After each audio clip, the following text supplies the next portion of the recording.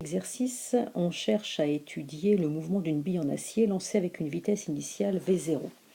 Donc il y a deux choses qui ont été données, la trajectoire de la bille dans un repère orthonormé.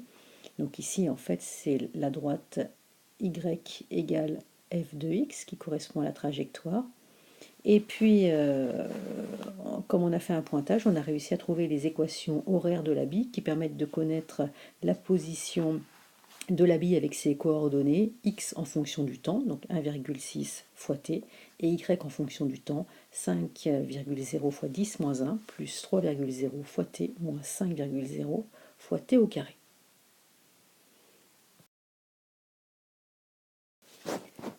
On nous demande tout d'abord de déterminer les équations horaires de la vitesse Vx en fonction du temps et Vy en fonction du temps de la bille.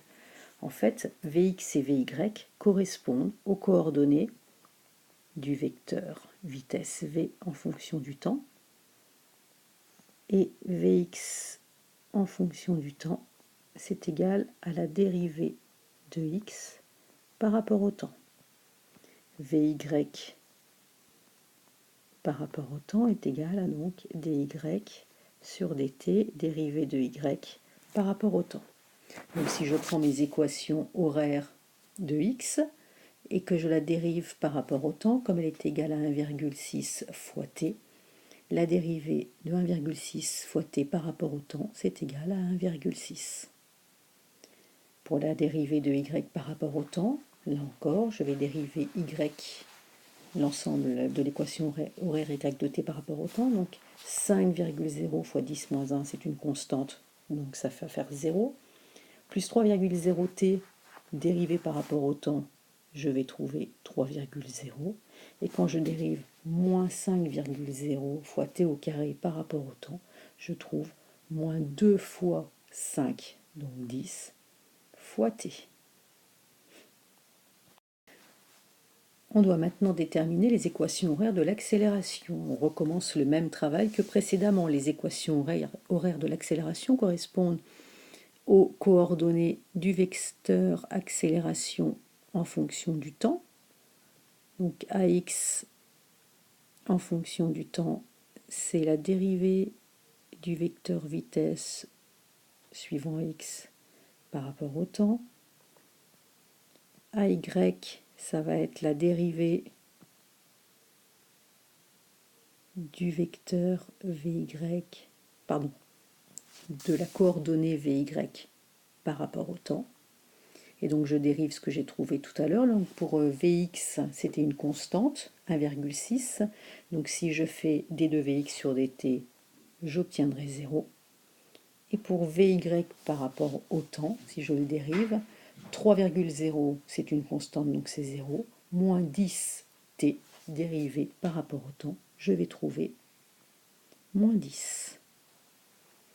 Et donc avec les unités mètres par seconde au carré.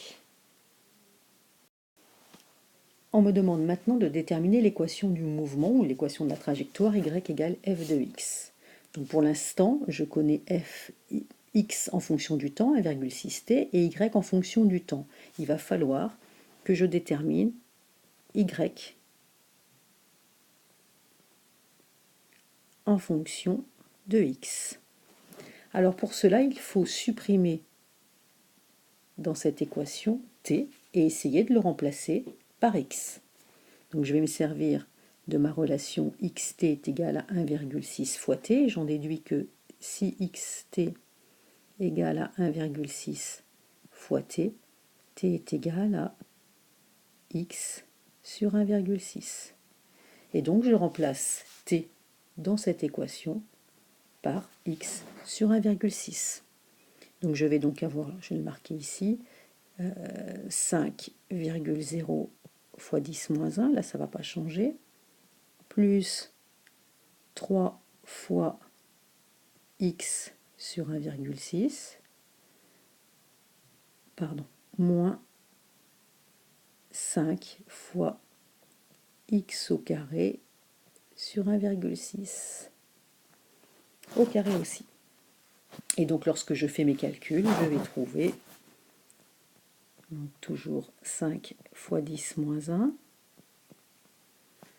plus 3 divisé par 1,6, j'obtiens 1,9x, moins 5 divisé par 1,6 au carré, puisque ce carré en fait qui est ici, il est valable pour x, il est aussi valable pour 1,6, donc 5 divisé par 1,6 au carré, ça me fait 1,9, et j'ai donc x au carré. Donc l'équation de ma trajectoire, yx, égale à 5,0 fois 10 moins 1, moins 1, plus 1,9x, moins 1,9x au carré. Et donc ceci correspond à la trajectoire que j'avais au début dans l'énoncé. Dernière question, déterminer la vitesse initiale de la bille V0 en mètres par seconde. Donc V0, c'est en fait la vitesse à t égale 0. Donc je reprends mes équations horaires et je vais chercher Vx à t égale 0.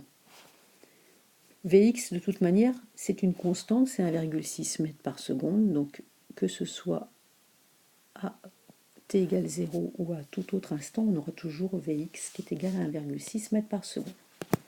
Pour Vy maintenant, à t égale 0, je remplace t ici par 0, et donc je vais avoir 3 moins 10 fois 0, donc 3 mètres par seconde. Ceci, ce sont les coordonnées de mon vecteur V0.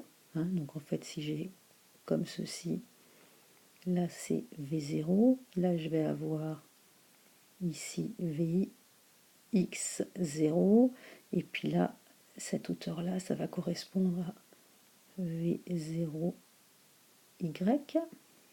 que je retrouve ici. Donc en fait,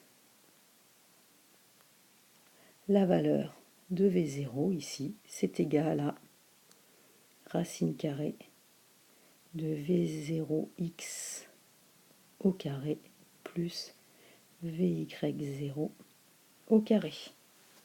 En remplaçant par les valeurs, 1,6 au carré plus 3 au carré et le tout la racine carrée, je vais obtenir V0 égale 3,4 mètres par seconde.